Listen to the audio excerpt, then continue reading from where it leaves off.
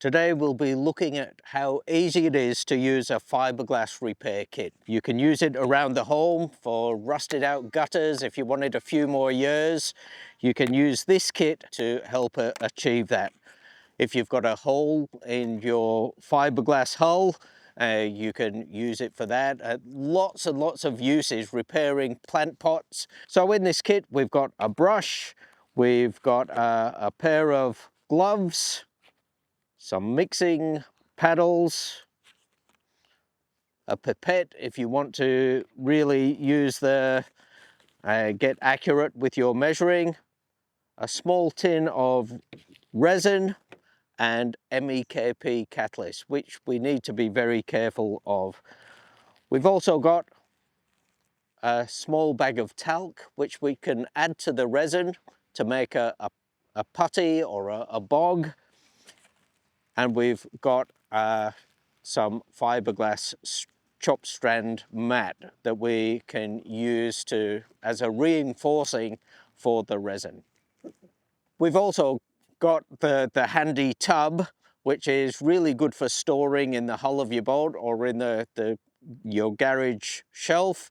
And you can use this cup as a reusable mixing tub. And so once the resin's gone off, you can pop out the resin and use it for the next job, next time you need it. For this demonstration, we're going to use our fiberglass substrate just to make it easy. We've run our bolt into some rocks and the rocks have punctured into the fiberglass, and we're going to do a repair on this fiberglass substrate. So we've got the outside of the substrate here. What we're going to do is just clean that off and tape it up, because we'll be working on the other side. So we've got some good quality duct tape here, and we can tape it up, try and get it as flat and smooth as you can, because you don't want resin leaking out to the other side of the fiberglass substrate. So we might do this two ways. So we go on the inside. We've got some loose flaps here of fiberglass. Fiberglass is very sharp and it can dig into your skin easily, and you could have a shard of fiberglass in your hand for weeks before it works out. So it's always good to wear gloves, and we need to remove all the loose sections of the fiberglass. And again, we'll be scuffing up the area with sandpaper here. Give it a good scuff up.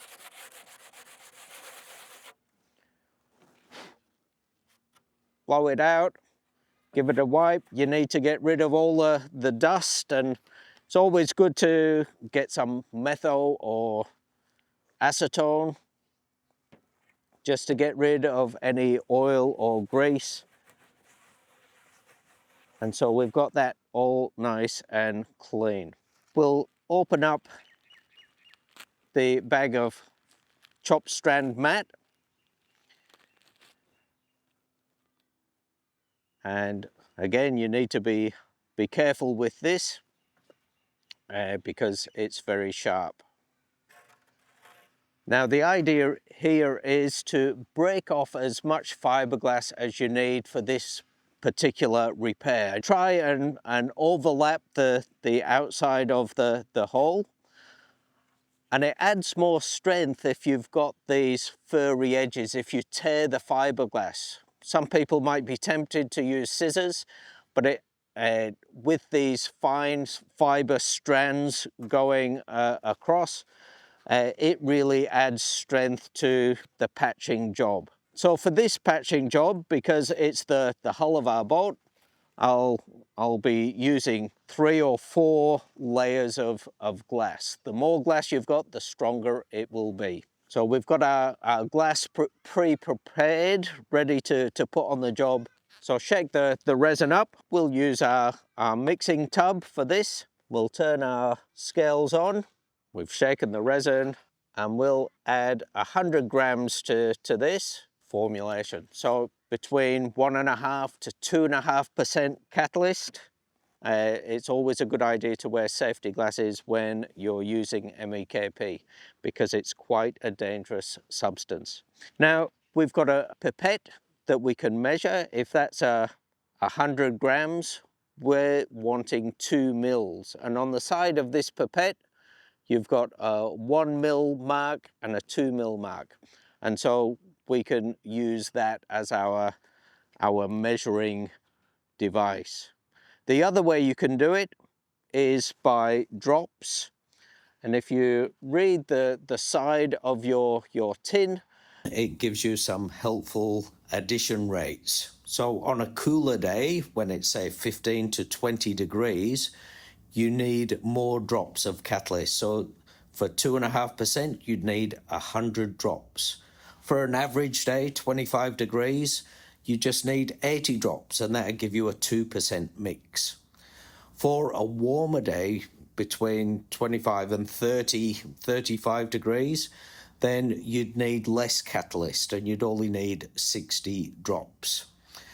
Now, it's much easier to use the pipette to do your measuring of the catalyst, but to do that, you need to pull off the little dropper on the end of the bottle. And the easiest way to do that is to use a pair of pliers. And remember, be careful doing that. Put your pipette in and squeeze the bulb and pull it up until it gets to the 2 mil mark. You can hold it there and then put it into your resin. Again, you can put more or less in. Don't forget to cap it and just respect the MEKP because it is a dangerous substance. You get your paddle pop stick to stir it. I'm going to use a spatula and give it a good mix up, making sure I scrape down the edges. We're going to use our brush, wet around the outside of the job, go beyond the reach of the job that you're doing. You might have a plastic cover that you can just wet out the fiberglass before you actually put it on the job. And so we've got that on there. Add a bit more resin. If you put too much resin in, it can weaken the job or make it less strong. And you dab it in, trying to get rid of all the air bubbles. Start from the outside and on the inside where there's no support. Just be careful, but make sure that the glass is fully wetted out. Again, you're trying to get rid of those air bubbles and work it into the side. Then you get your next piece, wet it out before you put it on. Keep working it out. Take your time with this. You've only mix up the amount of resin that you can use in 20 minutes, making sure those strands at the end get covered. Last one, so that's 4 layers. That will be nice and strong for our substrate. And I can just feel the resin thickening up a bit. So I know I need to work a little bit quicker. Dabbing out all those air bubbles. You can also get some acetone and clean your brush out so you can reuse that in the future. Make sure you get those end fronds, and that's looking quite good.